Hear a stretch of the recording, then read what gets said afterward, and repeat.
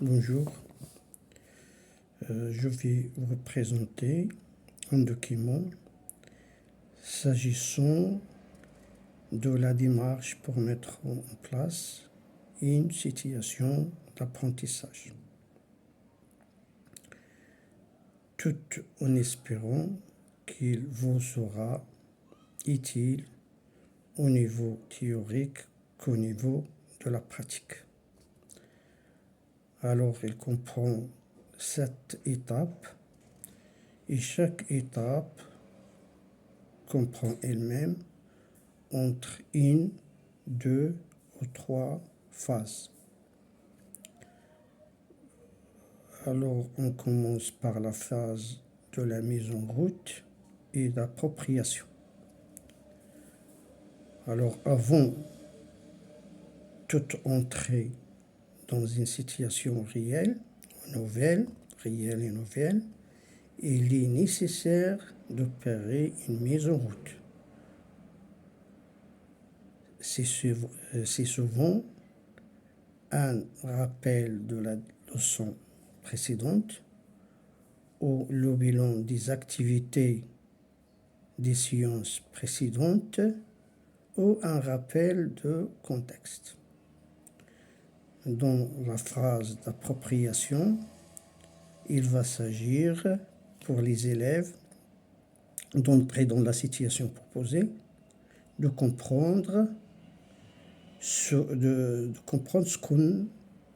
qu'on attend d'eux, c'est-à-dire le but à atteindre, d'appréhender les contraintes. Ces contraintes peuvent s'agir des matériels utilisés ou de temps assigné à cette activité.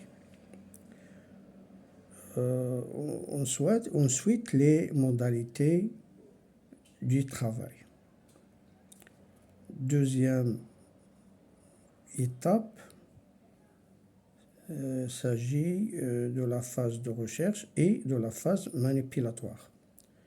Alors, les élèves ont découvert la situation qu'on leur propose. Il s'agit pour eux de chercher à résoudre le problème qui est posé et qui peut être une situation problème ou une situation problème ou un conflit cognitif ou socio-cognitif, etc. Alors cela nous entend qu'il y a un obstacle réel mais accessible à surmonter. Durant cette phase du travail, il est souhaitable de prévoir des éléments de différenciation.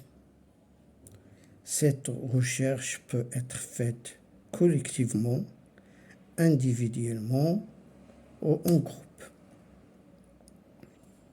Il est souvent utile de prévoir un temps même court de recherche individuelle pour que chacun s'engage réellement.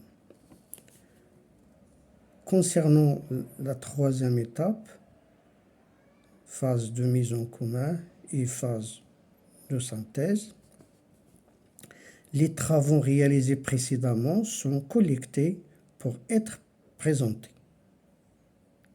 observés, confrontés, discutés et analysés. Le résultat importera tout autant que les procédures mises en œuvre pour y arriver, ce temps d'échange de mise à distance est déterminant.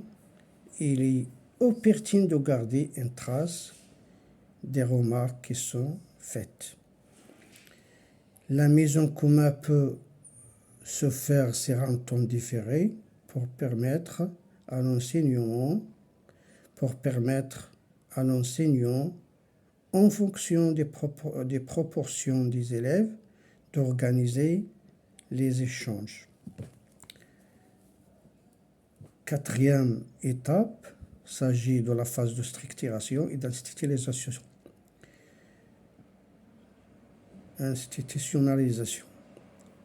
À partir des constats faits lors de la synthèse, il va s'agir de mettre les mêmes mots sur ce que l'on a trouvé.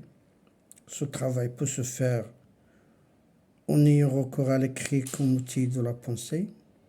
Si un apport didactique est nécessaire, c'est à ce moment qu'il est fait pour l'enseignant.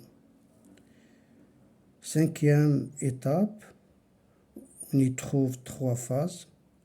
La phase d'entraînement, la phase d'application et la phase d'exercice. C'est de manière consciente que l'on va faire fonctionner certaines procédures en vue de les rendre plus efficaces. Les activités d'entraînement peuvent prendre la forme d'exercices écrits individuels, mais aussi d'activités collectives et rituelles. Il peut également s'agir de jeux. Ce sont la plupart des exercices traditionnels qui permettent l'automatisation. La 6e étape comprend une seule phase d'évaluation. Donc, au terme du travail, dans un contexte proche de celui qui leur a permis de se construire un nouveau savoir, les élèves vont avoir réalisé seuls une tâche qui permettra à l'enseignant de réguler la suite de son travail en fonction des réussites de chacun. Enfin, la dernière et 7e étape s'agit de 2 phases, ou comme vous voulez, on la considère comme une seule phase, c'est le transfert et le réinvestissement. Il s'agit de vérifier dans un temps différé et dans une autre activité si la notion apprise est réellement acquise, c'est-à-dire si l'enfant ou bien si l'apprenant ou l'apprenante sait y recourir, quel que soit le contexte. Merci.